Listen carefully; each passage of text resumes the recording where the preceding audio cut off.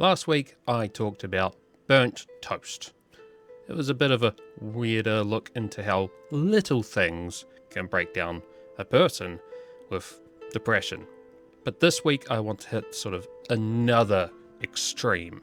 To start the story, I had a weekend off work, which at the time I didn't get a lot of. I think one every 6 weeks I got the full weekend. So I always like to organise a get-together with my friends to go out on the town, some day drinking and activities, and have a good time. On this day in particular, the sun was shining. The beer was cold, the food was good, banter on point, and there was an arcade in there as well. Couldn't be happier. On top of that, I'd been at the gym, I was looking great, lost a lot of weight, my ass looked fantastic, and you slap it and it just sounded good. I guess that has very little to do with the story, but I was quite proud of that at the time. So we're walking to next location.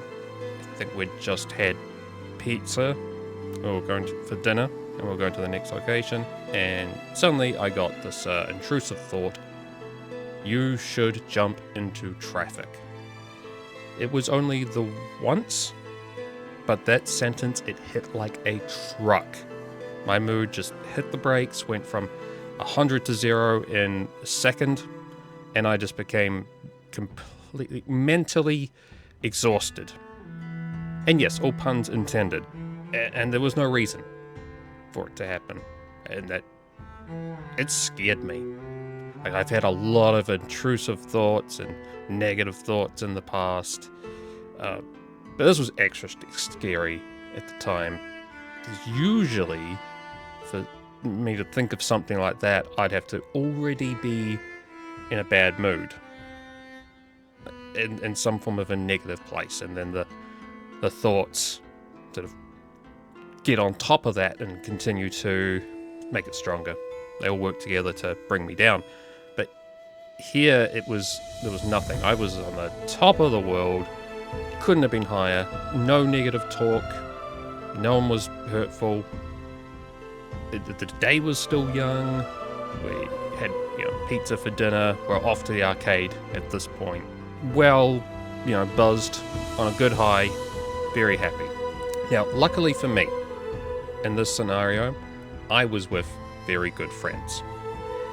They pretty quickly noticed my change of mood and asked me if I was okay, and I was honest about it.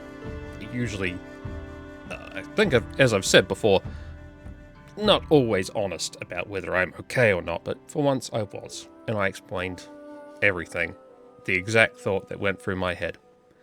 And they were all very supportive. But they were also themselves. They didn't start treating me like I was a fragile object, or like I could go off at any second, like I was like a ticking time bomb. They still acted like themselves, but were just very supportive. And all in different ways, which was kind of cool.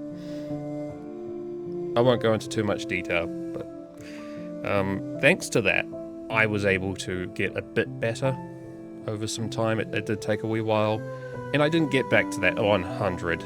I got to maybe 60% capacity, but it was a lot better than nothing. The other thing about this story that made it scarier than some other intrusive thoughts was the wording. A horrid detail, the thought was, very specifically, you should jump into traffic.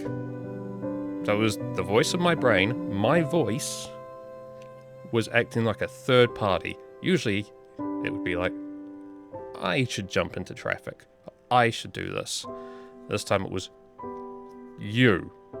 So my brain was acting like it was not connected to everything else. Like another me was in my head that believed it was separate from myself and thought I should die.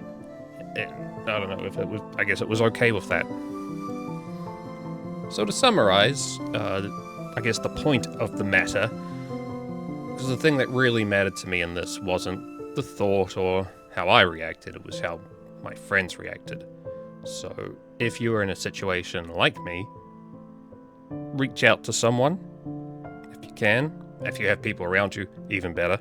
And if you're one of those people that have been reached out to, or you are around this situation, don't treat them any differently. Be nice, like, treat it like they've just gotten themselves injured or something. Like, they're not a different person, they've just broken their leg or sprained their ankle or something. It could be very temporary. But if you would, usually make a bit of a joke if a friend sprained their ankle or something, yeah. If you would usually make a joke, like a caring joke, do that.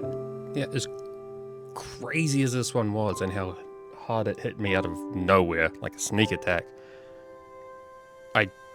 with help, I managed to get out of it, and still continued on that evening, probably for another 6 hours, or something like that, even if it was at a lesser capacity than I would have liked. Still better than nothing, and that's something I want to impart, is that it's better than nothing. Something is better than nothing, because I've definitely had those moments where a bad thought or a bad situation has taken away my day and my entire weekend.